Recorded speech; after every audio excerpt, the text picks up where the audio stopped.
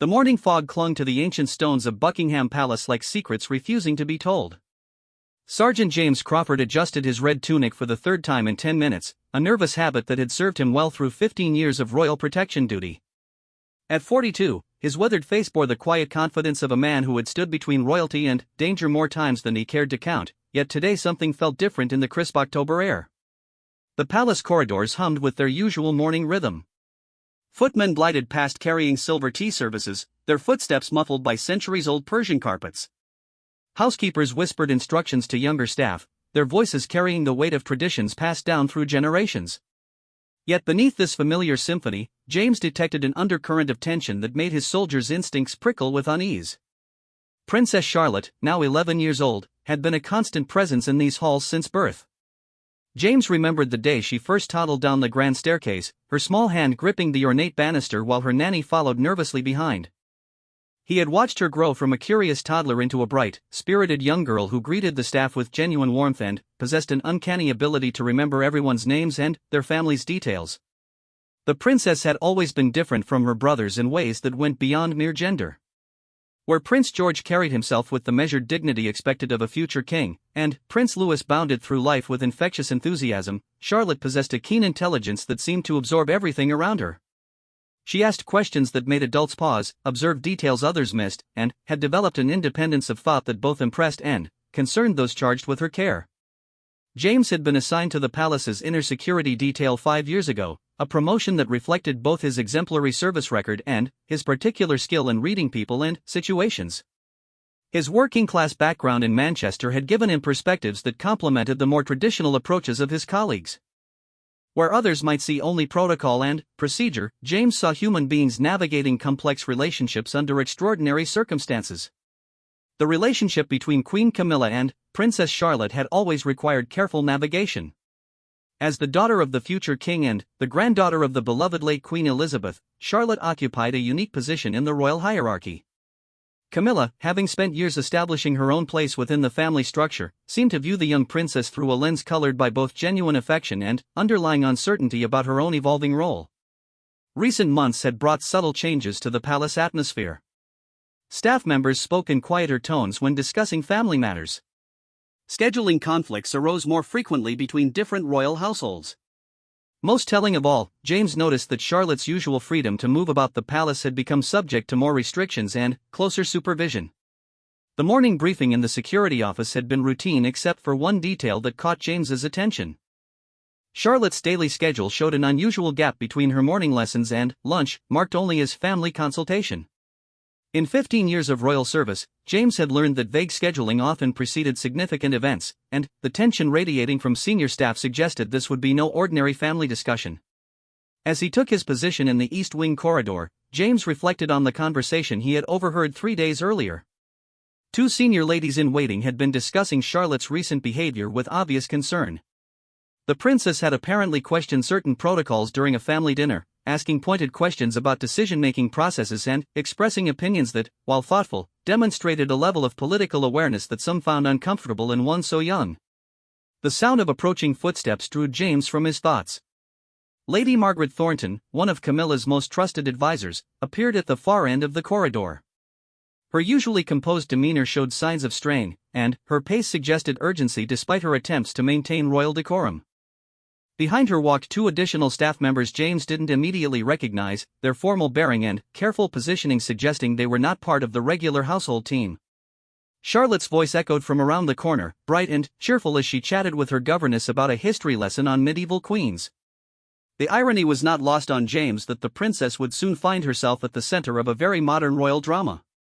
Her laughter rang through the halls, innocent and unaware of the storm gathering around her. Queen Camilla emerged from her private study, her expression carefully neutral but her body language betraying an underlying tension. She wore one of her preferred navy blue suits, impeccably tailored and projecting authority, yet James noticed the slight tremor in her hands as she adjusted her jewelry. The Queen's eyes met his briefly, and he saw something there that made his protective instincts sharpen, a mixture of determination and regret that suggested difficult decisions had been made. The governess appeared first, guiding Charlotte toward what the princess believed would be a routine family meeting.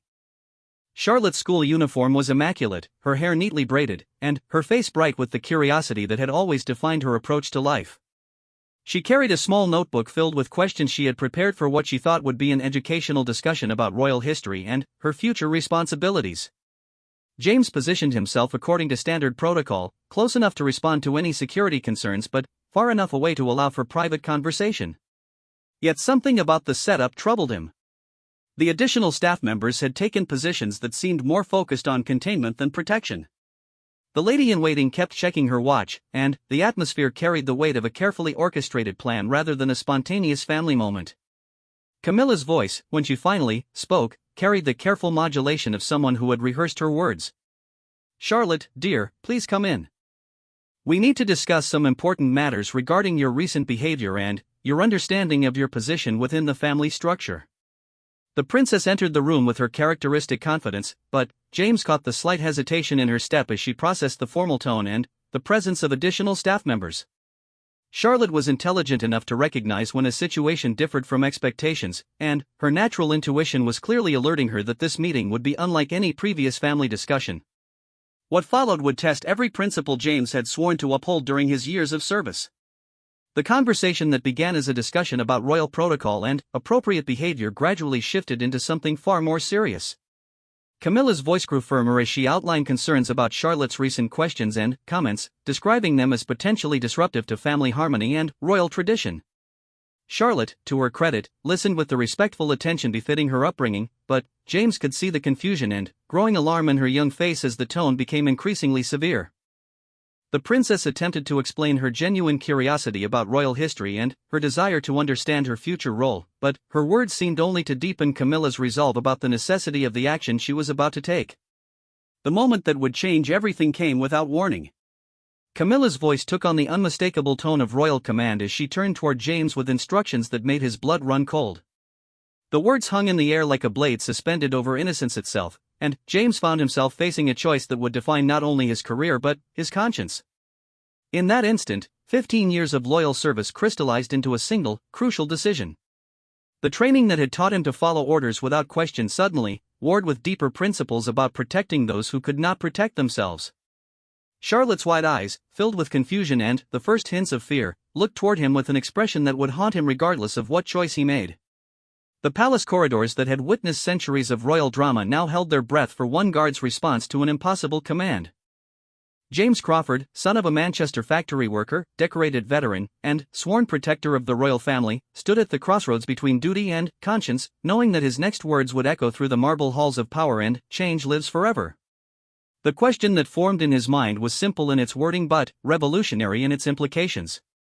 As he looked from the determined face of Queen Camilla to the frightened eyes of Princess Charlotte, James realized that sometimes the most important battles are fought not with weapons or grand gestures, but with the courage to ask a single, essential question that forces truth into the light of day. "Your Majesty," James began, his voice steady despite the earthquake of doubt trembling through his chest, "before I carry out any orders regarding Princess Charlotte, I need to ask one question. What specific threat does an 11-year-old girl pose that requires her detention?" The words fell into the ornate room like stones into still water, creating ripples that seemed to expand beyond the silk-covered walls and into the very foundation of royal protocol. Camilla's face flushed crimson, her eyes flashing with an anger that transformed her carefully maintained composure into something far more raw and revealing. The staff members exchanged glances that spoke of unprecedented territory being entered, where established hierarchies suddenly faced challenges they had never encountered. Charlotte stood frozen between confusion and growing comprehension. Her young mind, sharp beyond her years, was beginning to piece together fragments of adult conversations she had overheard, subtle changes in how certain staff members treated her, and the increasingly formal tone that had crept into family interactions. The princess, who had always been encouraged to ask questions, now found herself at the center of a situation where questions themselves had become dangerous. "How dare you question my authority?" Camilla's voice cut through the air like a blade edged with royal prerogative and personal frustration. "Your duty is to follow orders, not to interrogate them. Princess Charlotte has demonstrated a concerning pattern of behavior that requires immediate correction, and I will not have my decisions challenged by palace staff, regardless of their position." James felt the weight of his uniform, the significance of every medal and ribbon that represented years of unwavering loyalty to the crown. Yet looking at Charlotte's pale face, he saw something that transcended institutional loyalty, the fundamental responsibility to protect innocence from arbitrary power. His military training had taught him to follow orders, but his humanity demanded that he understand the justice behind those commands.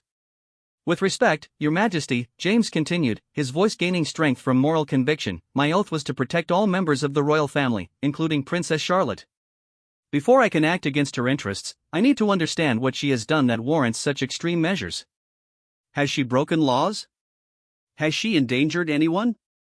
Has she acted in ways that genuinely threaten the monarchy?" The question hung between them like a gauntlet thrown down in the marble halls where such challenges had toppled kingdoms and reshaped the course of history. Charlotte's governess stepped backward, recognizing that she was witnessing something that would be remembered and discussed in hushed tones for years to come. The additional staff members Camilla had positioned around the room suddenly seemed less like supporters and more like witnesses to a moment when the careful balance of royal authority faced an unexpected test. Charlotte found her voice, though it trembled with the weight of circumstances she was only beginning to understand. "Please, I don't understand what I've done wrong. I only asked questions about our family history because I want to understand my responsibilities. If I've said something inappropriate, I'm sorry. I just want to learn and do what's right." The sincerity in the young princess's words created a stark contrast to the formal accusations being leveled against her. James saw in her response the same qualities he had observed throughout her childhood: genuine curiosity, respect for others, and a desire to understand her place in the world. These were not the characteristics of someone who posed a threat to royal stability, but rather the qualities that might one day strengthen the monarchy through thoughtful leadership. Camilla's composure began to crack under the pressure of having to justify actions that had seemed reasonable in private planning but now faced the harsh light of direct questioning. Princess Charlotte has been asking inappropriate questions about family decisions, expressing opinions that suggest a fundamental misunderstanding of her position, and demonstrating an independence of thought that could prove problematic as she grows older. These behaviors require immediate correction before they become more entrenched. James processed these accusations with the analytical skills that had served him well in military intelligence before his transition to royal protection. What Camilla described sounded less like dangerous behavior and more like the natural development of a bright young woman learning to think critically about the world around her. The idea that curiosity and independent thought could be viewed as threats revealed assumptions about royal life that troubled him deeply. "Your Majesty," James said carefully, "what you're describing sounds like normal intellectual development for a child of Princess Charlotte's intelligence and position. Is it possible that what appears threatening might actually be beneficial for the future of the monarchy? History suggests that thoughtful royals often serve their countries better than those who never question or examine their roles." The challenge inherent in James's words was unmistakable, and Camilla's reaction was swift and sharp. "You forget yourself, Sergeant Crawford. I am not seeking your opinion on royal education or the benefits of independent thinking. I am giving you a direct order to escort Princess Charlotte to the secure wing where she will remain until she demonstrates proper understanding of her position and appropriate respect for family authority." Charlotte's eyes widened with genuine fear as the full implications of Camilla's words became clear. The secure wing was typically reserved for visiting dignitaries who required additional protection, but it could also serve as effective isolation for anyone whose freedom needed to be restricted. The princess looked toward James with an expression that combined trust, hope, and growing desperation. The room fell silent except for the ancient clock that had marked time through generations of royal crises. James found himself thinking about the oath he had taken years ago, promising to serve and protect the royal family with honor and integrity. Yet he also thought about deeper oaths, the promises every decent person makes to stand against injustice and protect those who cannot protect themselves. Lady Margaret Thornton, who had remained silent throughout the confrontation, finally spoke in a voice barely above a whisper. "Your Majesty, perhaps we should consider whether this approach serves the best interests of the family and the monarchy. Princess Charlotte is beloved by the public, and any actions that might be perceived as punitive could create complications that extend far beyond palace walls." Camilla turned toward her advisor with eyes that blazed with frustration and wounded authority. "Are you now questioning my judgment as well? I have spent years establishing my position within this family, and I will not allow an 11-year-old girl to undermine that stability through thoughtless questions and inappropriate behavior." The truth behind Camilla's motivations began to emerge in her passionate response. This was not simply about Charlotte's behavior but about Camilla's own insecurities and her perception that the young princess's intelligence and natural charm might somehow diminish her own carefully constructed influence within the royal hierarchy. The detention order was less about protecting the monarchy and more about protecting Camilla's position within it. James felt clarity wash over him like dawn breaking through storm clouds. The choice before him was not between loyalty and rebellion, but between true service to the crown and blind obedience to personal authority. The monarchy had survived for centuries not because it suppressed intelligence and independence, but because it had evolved to embrace the best qualities of each generation. "Your Majesty," James said with quiet determination, "I cannot in good conscience carry out this order. Princess Charlotte has done nothing to warrant detention, and such an action would violate both my duty to protect her and my oath to serve the best interests of the monarchy. If you wish to proceed with this course of action, you will need to find someone else to implement it." The defiance was complete and irreversible.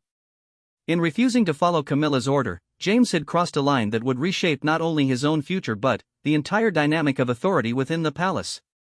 Charlotte looked toward him with gratitude and amazement, while Camilla's face reflected shock, rage, and the dawning realization that her attempt to assert absolute authority had instead revealed its limitations.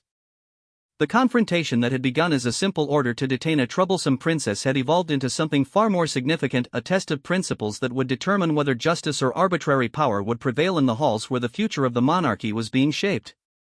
James Crawford, the working-class guard who dared to ask one crucial question, had unknowingly initiated a chain of events that would echo through royal history and change forever the relationship between authority and accountability within the palace walls.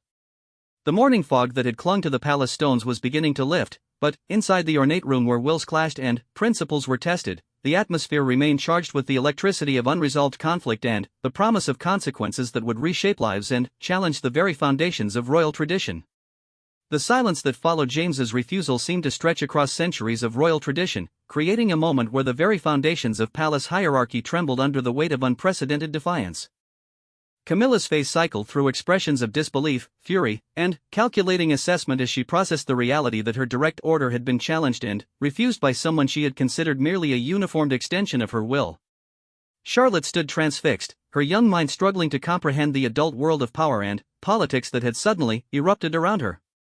The princess had always been taught that questioning was important for learning, yet now she found herself at the center of a conflict that seemed to punish the very curiosity she had been encouraged to develop. Her eyes darted between the adults whose confrontation would determine her immediate fate and perhaps reshape her understanding of royal life forever. Lady Margaret Thornton recognized the dangerous precedent being established and attempted to restore some semblance of traditional protocol. "Perhaps we should request guidance from His Majesty the King before proceeding with any unusual measures regarding Princess Charlotte. Such decisions might benefit from broader consultation within the family structure." Camilla's response revealed the depth of her frustration with what she perceived as widespread insubordination. "The king is attending to state matters and should not be troubled with family discipline issues. I am perfectly capable of managing situations within my own household, and I will not have my authority questioned or undermined by staff members or advisors who seem to have forgotten their proper roles." James realized that Camilla's insistence on handling the situation independently was itself revealing. By avoiding consultation with King Charles, she was effectively admitting that her actions might not withstand broader scrutiny. This recognition strengthened his conviction that refusing to follow her order was not only morally correct but actually served the true interests of the royal family. The guard who had spent 15 years perfecting the art of invisible protection now found himself thrust into visibility and controversy. James understood that his career in royal service was likely ending, but he also recognized that some principles transcend professional considerations. Looking at Charlotte's frightened face, he saw not just a princess but a child who needed someone to stand between her and the arbitrary exercise of power. "Your Majesty," James said with careful respect, "I understand that my refusal to follow your order represents a serious breach of protocol. However, I believe that protecting Princess Charlotte from unjust treatment actually fulfills my deeper obligations to the crown and to the values that the monarchy represents to the British people." Camilla's laugh was sharp and bitter. "You presume to lecture me about royal values and obligations? You forget that I have spent decades navigating the complexities of this institution, earning my place through patience, dedication, and careful attention to the delicate balances that maintain royal stability. Princess Charlotte's behavior threatens those balances." Charlotte finally found her courage to speak, her voice small but clear in the ornate room. "Please, I don't want to cause problems for anyone. If I've asked wrong questions or said inappropriate things, I apologize. I just want to understand my family and my future responsibilities. Can't someone explain what I did wrong so I can do better?" The princess's words cut through the political maneuvering with their simple sincerity. Here was a child genuinely seeking to understand and improve, not a threat to royal stability that required detention and punishment. The contrast between Charlotte's humble request for guidance and Camilla's insistence on punitive measures became stark and undeniable. James felt his resolve strengthen as he heard Charlotte's plea. Princess Charlotte has just demonstrated exactly the kind of thoughtful, respectful approach that should be encouraged in future royals. She's asking for understanding rather than demanding privileges, showing respect for others while maintaining her own dignity. These are qualities that strengthen the monarchy. The confrontation was attracting attention beyond the immediate participants. Other staff members had begun to gather in the corridor outside, drawn by the unusual sounds of raised voices and prolonged discussion from what should have been a routine family meeting. Palace communications channels were buzzing with carefully coded messages as word spread that something extraordinary was happening in the East Wing. Camilla realized that the situation was spiraling beyond her control and that her attempt to assert authority was instead creating exactly the kind of palace drama she had sought to prevent. The irony was bitter. Her efforts to suppress Charlotte's questioning had generated far more discussion and attention than the princess's original curiosity had ever caused. "This conversation is over," Camilla declared with forced finality. "Sergeant Crawford, you will report to the security office immediately for disciplinary action. Princess Charlotte will accompany me for further discussion about appropriate behavior and respect for family authority." James stepped forward slightly, not in an aggressive manner but with clear intent to maintain his protective position relative to Charlotte. "I cannot allow Princess Charlotte to be taken anywhere against her will or without proper justification.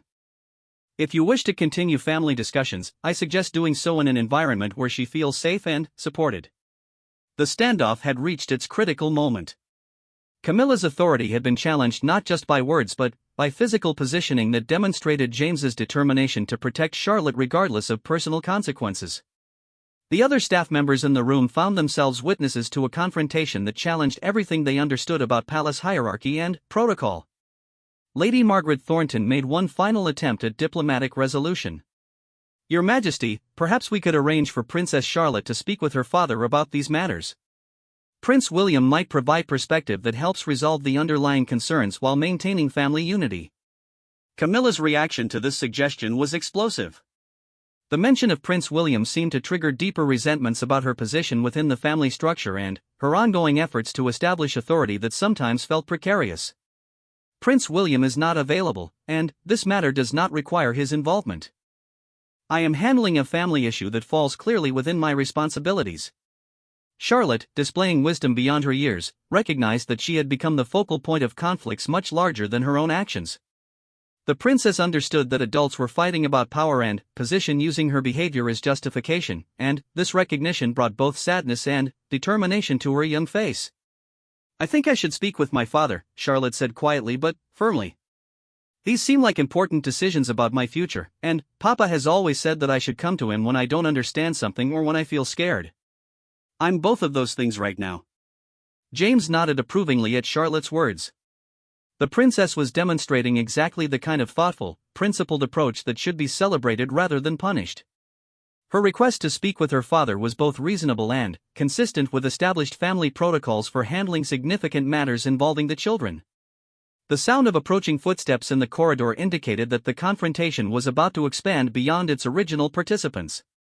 Palace security protocols had been triggered by reports of unusual activity, and senior staff members were converging on the East Wing to assess and potentially manage what appeared to be an escalating situation. Camilla realized that her window for handling the matter privately was closing rapidly. The arrival of additional personnel would inevitably lead to questions, reports, and exactly the kind of scrutiny she had hoped to avoid.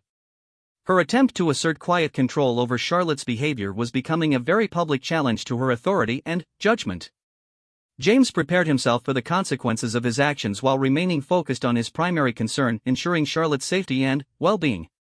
Whatever happened to his career or his standing within the palace hierarchy seemed less important than maintaining the principles that had guided his years of service and protecting a child who had done nothing to deserve punishment. The approaching footsteps grew louder, carrying with them the promise of resolution or escalation. The confrontation that had begun with a simple order to detain Princess Charlotte had evolved into a test of values, authority, and the fundamental question of how power should be exercised within the royal family. James Crawford's single question had opened doors that could not easily be closed and set in motion events that would reshape relationships, challenge assumptions, and ultimately determine whether justice or arbitrary authority would prevail in the halls of Buckingham Palace. The ornate doors to the East Wing burst open with the measured urgency that characterized palace security responses. Sir Richard Pemberton, head of palace security, entered with 3 senior officers whose combined experience spanned decades of managing royal crises. Their faces reflected the gravity of a situation that had clearly escalated beyond normal family discussions into something requiring immediate professional intervention. Behind them walked Prince William, his face set with the controlled concern of a father who had been summoned to address an emergency involving his daughter. The Prince of Wales carried himself with the quiet authority that came from years of public service, but his eyes immediately sought Charlotte's face to assess her well-being before addressing the political complexities surrounding her. Camilla's expression shifted rapidly through shock, anger, and calculation as she realized that the private family matter she had attempted to control had now attracted the attention of both security leadership and Charlotte's father. The arrival of Prince William particularly seemed to threaten the careful authority she had been trying to establish and exercise over the young princess. Charlotte's face lit up with relief and hope at seeing her father, though confusion remained evident as she tried to understand why what seemed like a simple family discussion had required such serious intervention. The princess moved instinctively toward Prince William, seeking the security and understanding that had been missing from her interaction with Camilla. Sir Richard's trained eye quickly assessed the room's dynamics, noting the protective positioning James had maintained near Charlotte, the defensive posture of Camilla and her staff, and the obvious tension that charged the air with conflict and unresolved confrontation. Years of experience had taught him to read situations rapidly and identify the key factors that needed immediate attention. "I received reports of a security situation involving Princess Charlotte," Sir Richard announced with professional neutrality. "I need to understand exactly what has transpired and ensure that all appropriate protocols have been followed regarding the safety and welfare of royal family members." James stepped forward, recognizing that this moment would determine not only his own future but the broader precedent for how such situations would be handled. "Sir, I was ordered by Her Majesty to detain Princess Charlotte without clear justification for such extreme action. When I requested clarification about the specific threat that would warrant detention, I was told simply to follow orders without question." Prince William's face darkened as he processed the implications of James's report. The idea that his 11-year-old daughter had been targeted for detention within the palace walls clearly struck him as both incomprehensible and unacceptable. His protective instincts as a father merged with his understanding of royal protocols to create a determination that demanded immediate answers. "Charlotte, are you all right?" Prince William asked gently, kneeling to his daughter's eye level with the careful attention he had always shown to her emotional well-being. "I need you to tell me exactly what happened here today, in your own words." Charlotte looked uncertainly toward the adults who had been involved in the confrontation, clearly uncomfortable with the idea of creating more trouble but also recognizing her father's genuine concern and need for accurate information. The princess had been raised to be truthful while also being respectful, and these dual obligations created visible tension as she prepared to speak. "Papa, I was told this was a family meeting about my behavior," Charlotte began carefully. "Queen Camilla said I had been asking inappropriate questions and that I needed to learn proper respect for family authority. When I tried to understand what I had done wrong, she became very angry and ordered Sergeant Crawford to take me to the secure wing." The simplicity and clarity of Charlotte's account created a stark contrast to the formal justifications that had been offered earlier. Prince William's expression hardened as he processed his daughter's words and their implications for how she had been treated by someone who was supposed to be providing family guidance and support. Sir Richard directed his attention to James, recognizing that the guard's actions would be crucial to understanding how the situation had developed. "Sergeant Crawford, please provide a detailed account of the orders you received and your response to those orders." James straightened his posture and delivered his report with military precision. "Sir, I was ordered to escort Princess Charlotte to the secure wing for detention. When I requested clarification about what specific threat justified such action, I was told that the princess had been asking inappropriate questions and expressing opinions that were considered problematic. I determined that these accusations did not constitute grounds for detention and refused to carry out the order." Prince William rose from his position beside Charlotte and turned to face Camilla with an expression that combined royal authority with paternal protection. "I need you to explain to me why you believed it was appropriate to order the detention of my daughter without consulting me or her mother, and without any clear evidence of behavior that would warrant such extreme measures." Camilla's composure, which had been cracking throughout the confrontation, now faced its ultimate test as she attempted to justify her actions to Charlotte's father and the senior security officials who were clearly skeptical of her approach. The power dynamic that had seemed so clear when she was issuing orders to palace staff now appeared far more complex and challenging. "Prince William, you must understand that Princess Charlotte has been displaying concerning patterns of behavior," Camilla began, her voice carrying defensive undertones. Her questions about family decisions and her expressions of independent opinion suggest a fundamental misunderstanding of her position that could prove problematic if left uncorrected. Sir Richard intervened with the authority that came from decades of protecting royal family members. "Your Majesty, with respect, the behaviors you describe do not meet any established criteria for security detention. Princess Charlotte's intellectual curiosity and developing opinions are normal aspects of childhood development that would not typically warrant punitive measures." Prince William's anger became more evident as he processed the disconnect between Camilla's justifications and the severity of the action she had attempted to take. "You tried to have my daughter detained because she asked questions and expressed opinions? These are exactly the qualities we should be encouraging in future royals, not punishing." The confrontation revealed fundamental disagreements about child development, royal education, and the appropriate use of authority within the palace structure. Charlotte stood silently beside her father, beginning to understand that the conflict surrounding her reflected much larger tensions about power, position, and the future direction of the monarchy. Lady Margaret Thornton, recognizing the serious implications of what had transpired, attempted to provide some context for Camilla's concerns. "Your Highness, I believe Her Majesty was concerned about maintaining family unity and ensuring that Princess Charlotte understands the importance of respecting established hierarchies and protocols."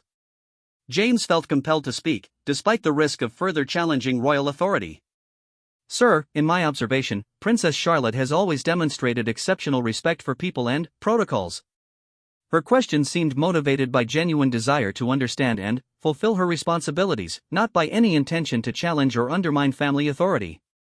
Prince William nodded approvingly at James's assessment, recognizing that it aligned with his own understanding of his daughter's character and motivations.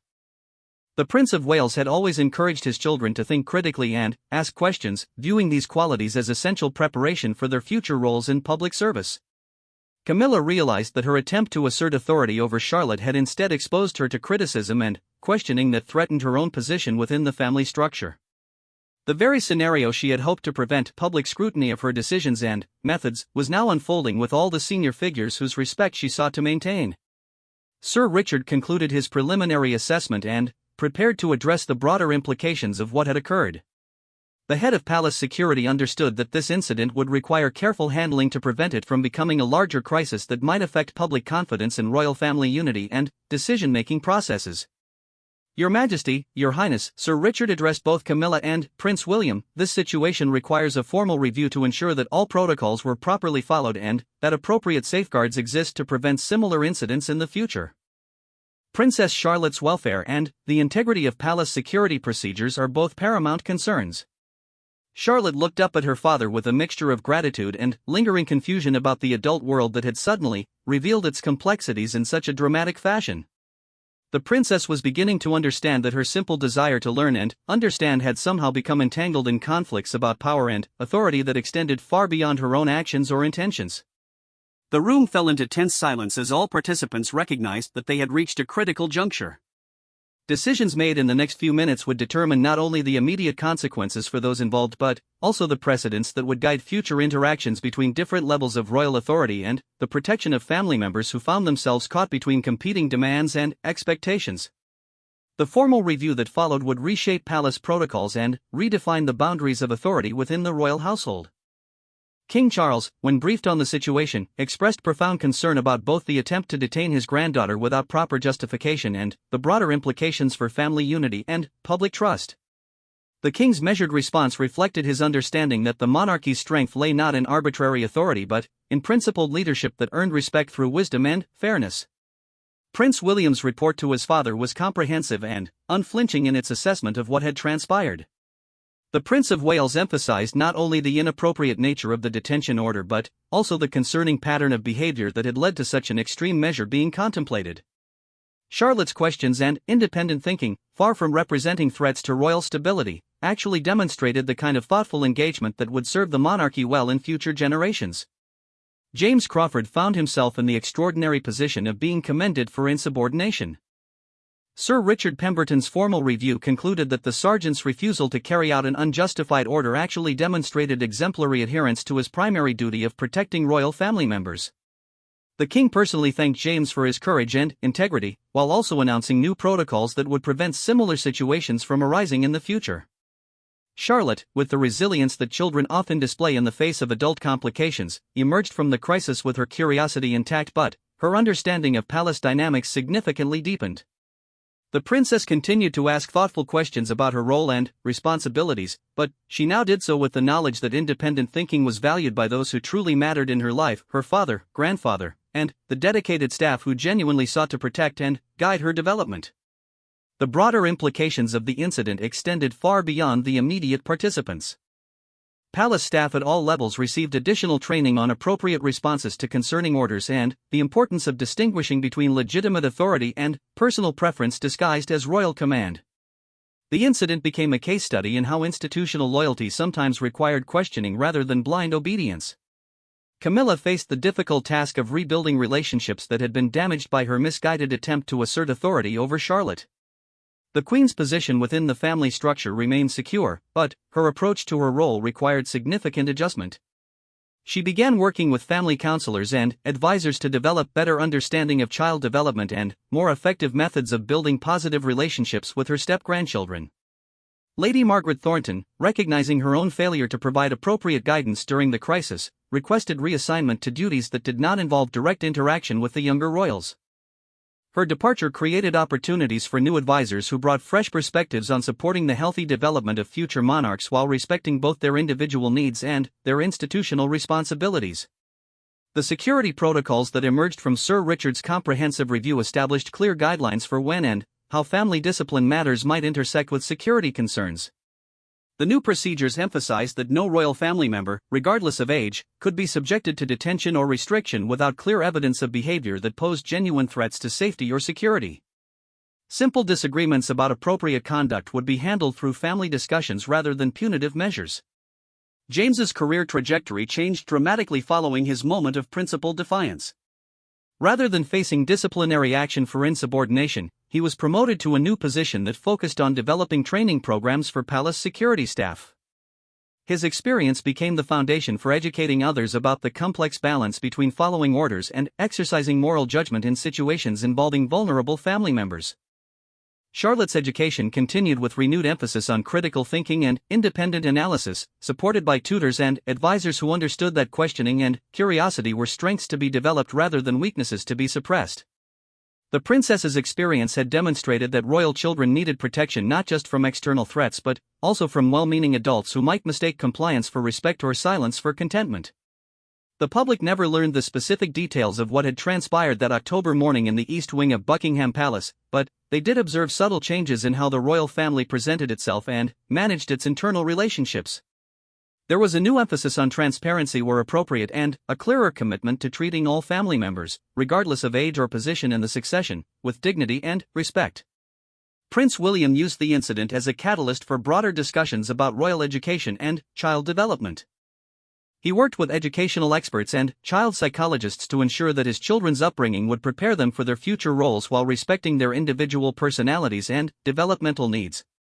The experience reinforced his conviction that future monarchs needed to be thoughtful, questioning individuals rather than passive recipients of traditional protocols.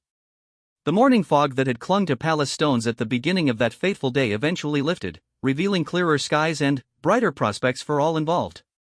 James Crawford's single question, "What specific threat does an 11-year-old girl pose that requires her detention?" had opened conversations about power, responsibility, and the true meaning of service that would continue to influence palace operations for years to come. Charlotte grew into her teenage years with confidence in her ability to think independently while respecting the wisdom of those charged with guiding her development. She never forgot the day when a palace guard had stood between her and arbitrary authority, and this memory would later influence her own approach to leadership and the treatment of those who served under her direction. The incident became part of palace lore, told in carefully coded language that emphasized the importance of moral courage and principled action even in the face of institutional pressure. New staff members learned that true loyalty to the crown sometimes required challenging immediate superiors in service of higher principles and longer-term institutional integrity. James Crawford retired from palace service with honors and the knowledge that his moment of moral courage had not only protected one young girl but had also strengthened the foundations of an institution he had sworn to serve.